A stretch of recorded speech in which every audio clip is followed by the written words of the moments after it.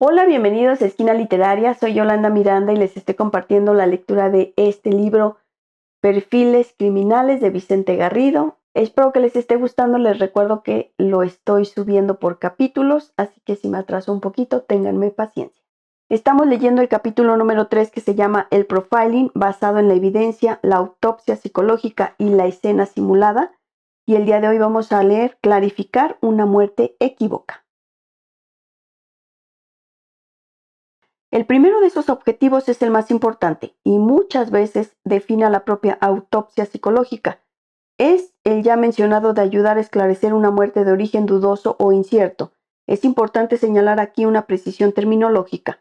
De modo informal, en vez de analizar el origen de una muerte, podemos hablar de hallar su causa. Pero en el siguiente ejemplo, la causa de la muerte está clara. Sin embargo, es su origen o modo lo que resulta dudoso. Un paracaidista en su descenso a tierra tarda en abrir el paracaídas y como resultado de ello muere en el golpe. Causa de la muerte. Al llegar a tierra, aquí podemos preguntarnos, ¿hubo un mal funcionamiento del paracaídas? ¿Muerte accidental? ¿Alguien lo manipuló para que no se abriera a tiempo? ¿Homicidio? ¿Quiso en un principio suicidarse y luego se arrepintió? ¿Suicidio? Aunque las estadísticas sobre esta cuestión no son en modo alguno exactas, Schneidman, otro de los pioneros en estudiar esta técnica, estimó que entre el 5 y el 20% de todas las muertes eran de origen dudoso. Generalmente las dudas se concitan a la hora de distinguir entre un accidente y un suicidio, y de hecho una gran parte de la investigación que se ha realizado en el ámbito de la autopsia psicológica se ha dirigido al estudio de los factores precursores del suicidio, determinar por qué la muerte ocurrió en ese momento determinado. Este segundo propósito de la autopsia psicológica estaba ya incluido en la que quizás es la primera definición de esta técnica, ofrecida por Schneidman y Collins en 1961. Es una reconstrucción retrospectiva de la vida de un sujeto que se centra en su capacidad para intervenir o provocar su muerte, esto es, en aquellos hechos de su vida que iluminan sus intenciones en relación con su propia muerte, en las claves que nos orientan sobre el tipo de muerte que aconteció, el grado en que aquel pudo participar en su muerte y en clarificar las razones del por qué esa muerte ocurrió cuando lo hizo. Consideremos el siguiente caso. Un hombre de 85 años espera a que lo recoja la familia de su hijo, porque es su cumpleaños. Espera todo el día, pero nadie aparece. Está arreglado con esmero, deseando ese encuentro que raras veces se produce, pero es en vano. Con el paso de los días este anciano se encierra más en sí mismo y apenas habla con ningún vecino.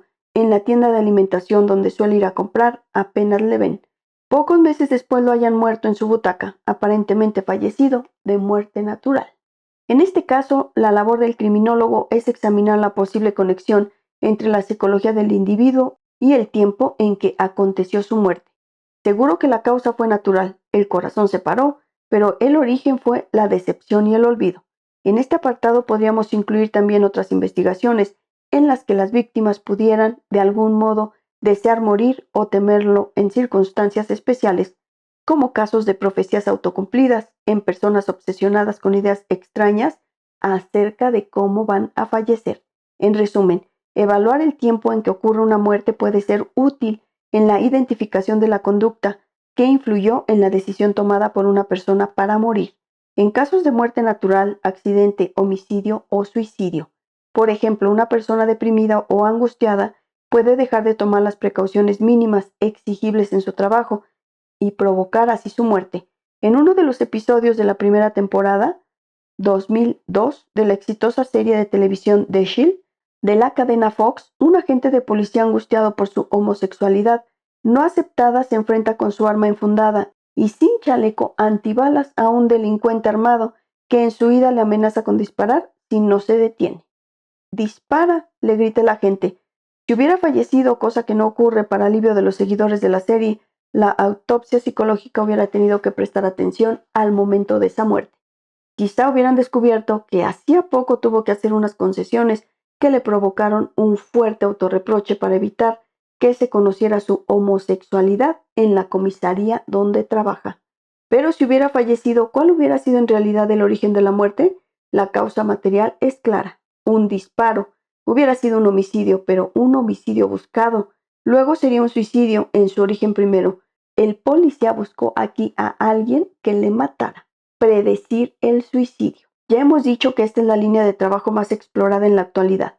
Existe una investigación reciente orientada a determinar cuáles son los predictores más vinculados con el suicidio en diferentes grupos de personas. Por ejemplo, se estudia la incidencia que el abuso del alcohol puede tener en producir esta muerte, o cuál es la prevalencia de determinados trastornos mentales, como la depresión en el suicidio. En un trabajo que revisó 76 estudios de autopsias psicológicas, los autores establecieron que en torno al 90% de los suicidas que habían tenido éxito en su empeño padecían algún tipo de enfermedad mental. La autopsia psicológica también ofrece datos valiosos cuando se exploran las acciones típicas de los suicidas, como el hecho de dejar notas escritas o haber realizado comentarios previamente a consumar el hecho que albergaban ya claras intenciones de cometerlo. Por ejemplo, un estudio pionero en esto fue el de Rudestam en 1971, quien halló que el 62% de los suicidas comunicaban su intento al menos a una persona antes de llevarlo a cabo. Otro ejemplo más reciente es el estudio de Liedemann y sus colegas en 1988, quienes encontraron que los médicos de Finlandia, particularmente las doctoras, tenían la tasa de prevalencia más alta de suicidios de toda Europa.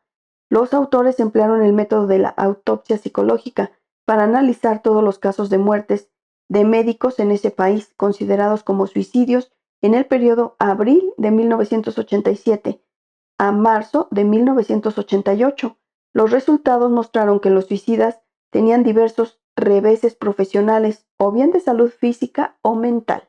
Además, en vez de confiarse al cuidado de otros colegas, en su mayoría prefirieron medicarse ellos mismos.